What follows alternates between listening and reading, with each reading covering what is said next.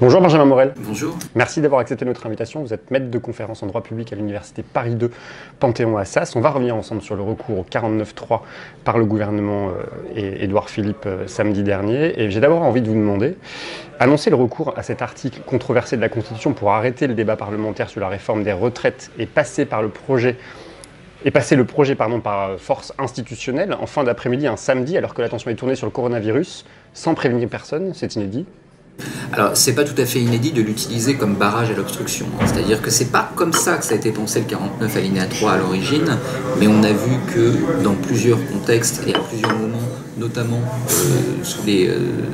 quand on a eu Dominique de Villepin ou Alain Juppé Premier ministre, c'était un usage qui a pu être fait de cet article-là. Après, ce qui est en effet inédit, c'est le caractère assez impromptu de cet usage, avec un Conseil des ministres qui, a priori, n'avait pas comme ordre du jour la réforme des retraites. Donc là, en effet, on a une volonté de faire passer un peu en sous-main quelque chose dont on sait que ça tend à cristalliser aujourd'hui les tensions dans l'opinion, avec notamment le précédent de Manuel Valls, mais également le précédent Villepin sur le CPE. Donc là, il y a un peu une mauvaise manière, une mauvaise théâtralisation de la chose qui aurait pu passer, mais qui visiblement est plutôt mal passée. On dit que c'est Édouard Philippe qui a pris la décision seul, que Emmanuel Macron était davantage préoccupé par le coronavirus.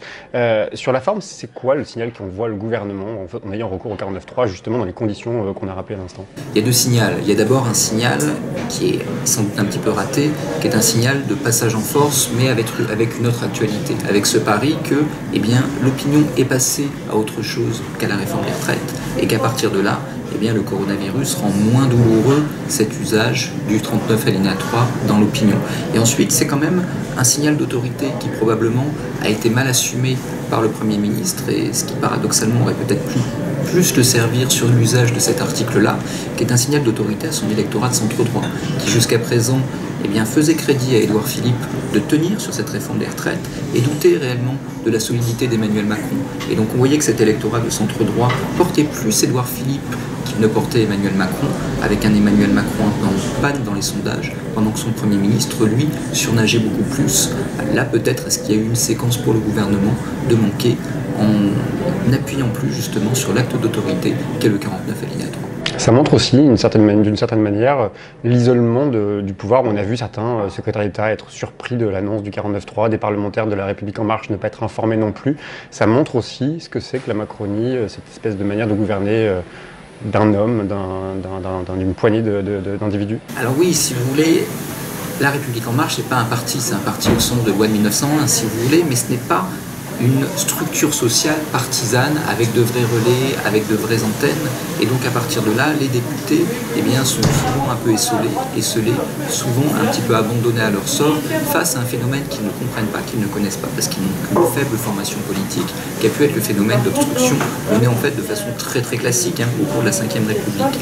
Donc concernant les députés, c'est on va dire un problème, parce qu'aujourd'hui on voit que cette majorité-là tout de même a tendance à se fracturer, à se fissurer, pas au sens des frondeurs du dernier quinquennat, mais plutôt au sens du désengagement des députés dans le processus parlementaire, qui peut poser de vrais problèmes à terme au gouvernement. Il y a 2 semaines, on a eu une proposition de loi adoptée contre l'avis du gouvernement. On en a eu une autre sur les langues régionales dans laquelle Jean-Michel Blanquer a été très isolé parce qu'en fait il n'avait pas la masse critique de députés LREM en séance. Les députés LREM étaient d'accord avec lui, mais il n'était pas là. Donc on voit qu'actuellement, ces mauvaises manières à destination des parlementaires fragilisent profondément cette majorité. Est-ce que ça veut dire que sur un plan purement parlementaire, la partie est terminée, le texte sera adopté, c'est inéluctable? C'est loin d'être évident, parce que vous avez un 49 alinéa 3 qui est activé à l'Assemblée nationale, qui sera très probablement réactivé en seconde lecture, voire en lecture définitive, si jamais il y a aller-retour. En revanche, c'est le Sénat, entre-temps. Et le Sénat, si le Sénat veut faire durer, si la droite sénatoriale notamment joue, soit nous lançons dans l'obstruction, soit nous laissons une partie de la gauche faire de l'obstruction, le Sénat a tous les moyens de bloquer. C'est-à-dire que si le Sénat veut siéger 3 jours par semaine, veut discuter 1 heure sur chaque amendement, etc., tout ça, c'est dans les mains aujourd'hui de la majorité de droite au Sénat. Donc là, il y a une vraie question. Ensuite, vous avez, on va peut-être revenir, le coup près du Conseil constitutionnel, et là, il y a également une question de constitutionnalité qui se pose.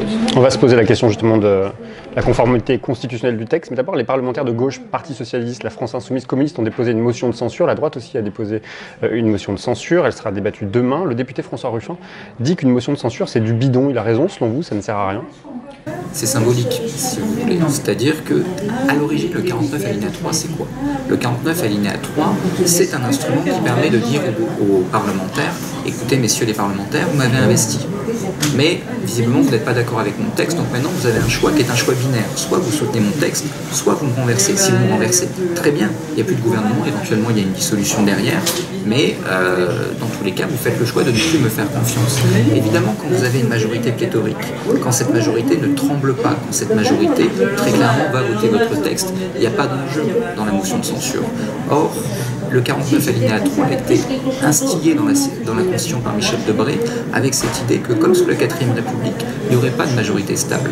Donc c'est un instrument qui est un instrument fort, et qui est un instrument qui en fait n'a pas été pensé pour la 5ème République telle qu'elle existe et telle qu'elle fonctionne aujourd'hui. Donc les motions de censure sont déposées, et dès lors que vous avez une majorité pléthorique et disciplinée, en effet, elles sont symboliques, c'est-à-dire qu'elles ne sont pas importantes, mais elles demeurent symboliques. Alors vous l'avez dit, on sait que les députés de gauche ont déposé une motion référendaire, elle a peu de chances d'aboutir. Il y a encore l'avis du Conseil constitutionnel, on peut imaginer que le Conseil constitutionnel s'autosaisisse ou que des députés décident de saisir le Conseil constitutionnel pour étudier la conformité constitutionnelle du texte. C'est possible ça, que le Conseil constitutionnel déclare totalement inconstitutionnel ou pour partie inconstitutionnel le texte de loi présenté par le gouvernement? Alors il ne peut pas s'autosaisir. Il faut vraiment qu'il soit saisi par 60 députés ou 60 sénateurs, ou les deux d'ailleurs, qui pourront éventuellement avoir une saisine des deux côtés par les deux chambres, ce qui est en fait extrêmement probable à ce stade.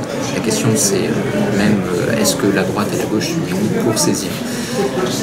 Il y a en effet plusieurs vices de constitutionnalité. Déjà, il y a des vices sur le fond, des dispositions qui peuvent poser problème. On parle beaucoup de ces dispositions sur les institutions, sur les enseignants, est-ce que c'est un autonome législatif, etc.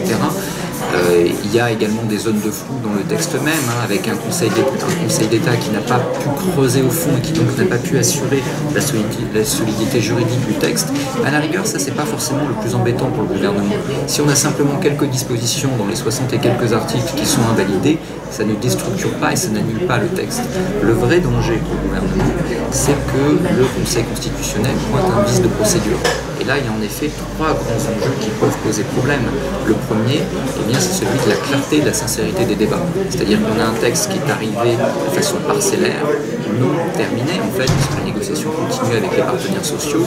On a un texte également sur lequel le Conseil d'État n'a pas eu vraiment le temps de se prononcer, avec une étude d'impact qui apparaît relativement lacunaire.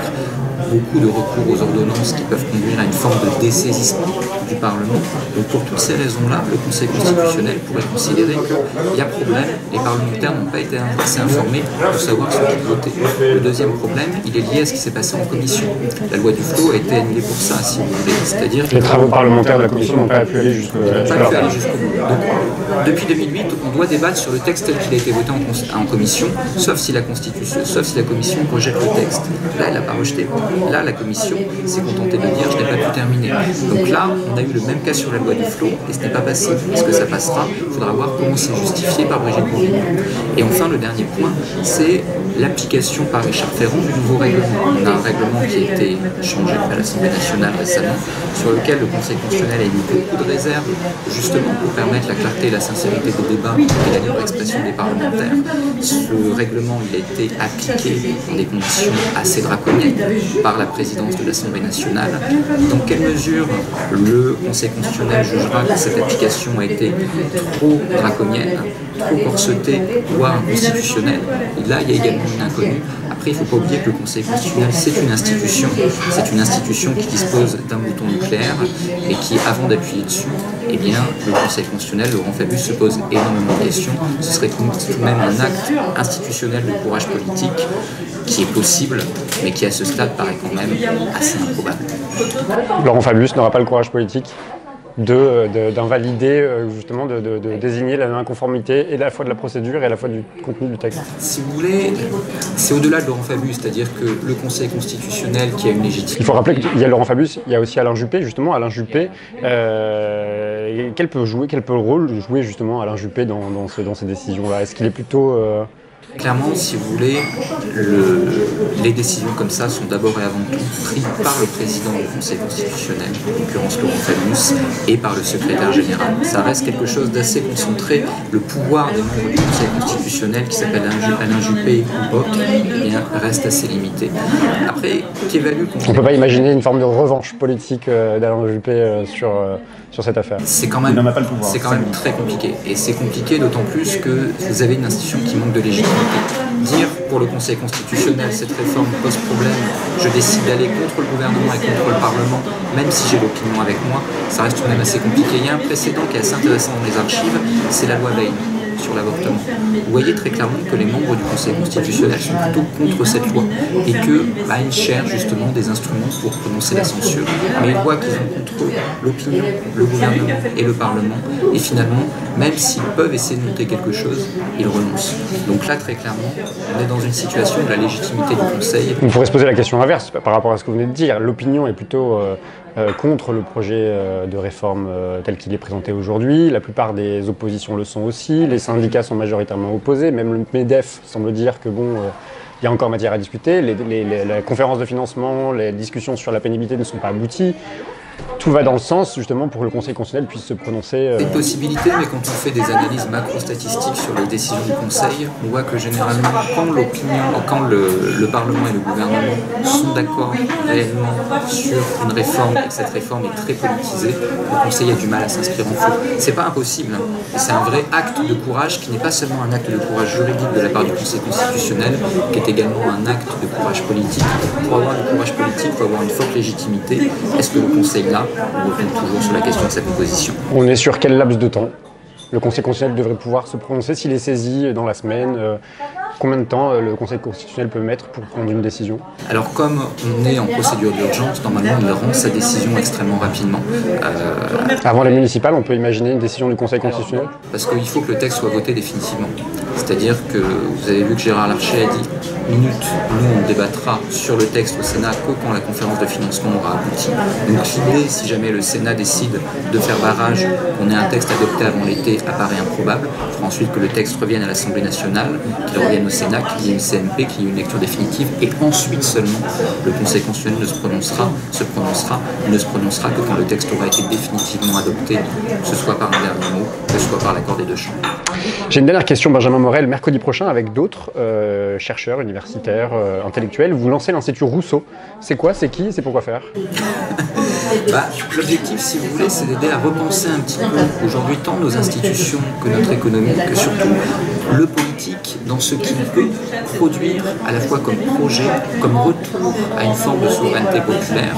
Aujourd'hui, que peut le politique et comment le politique peut être un instrument de souveraineté du peuple sur lui-même. Donc là, il y a une question qui se pose notamment à la gauche et qui passe selon nous à la fois par une façon de repenser la République, qui est notre bien commun, qui est l'élément essentiel, vous voyez ce qu'on disait Jaurès, de la souveraineté et de notre capacité à nous unir pour changer notre propre destin, et de penser également à l'enjeu qui est l'enjeu de demain, qui est l'enjeu écologique, c'est-à-dire ce qui semble nous dépasser, au contraire doit être un instrument pour reproduire du politique, pour nous réengager dans l'économie et pour nous réengager dans la construction d'un nouvel commun.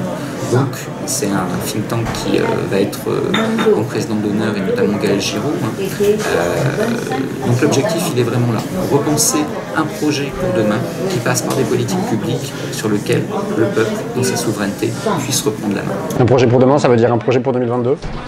Alors, l'objectif, c'est pas de s'inscrire dans une écurie présidentielle, loin de là. L'objectif, c'est de produire des idées. Si ces idées sont reprises, on en sera heureux. On va tout faire pour qu'elles le soient. Après, on a un champ extrêmement large. On a invité la plupart, si ce n'est la quasi-totalité des parlementaires, qu'ils soient de droite ou de gauche, à la soirée de lancement qui aura lieu le 4 mars. Donc voilà, notre objectif, il n'est pas sectaire, il n'est pas de s'inscrire dans un camp, encore moins dans une écurie. Il est au contraire de produire un projet qui soit un projet de changement. Merci beaucoup Benjamin Morel. Merci à vous.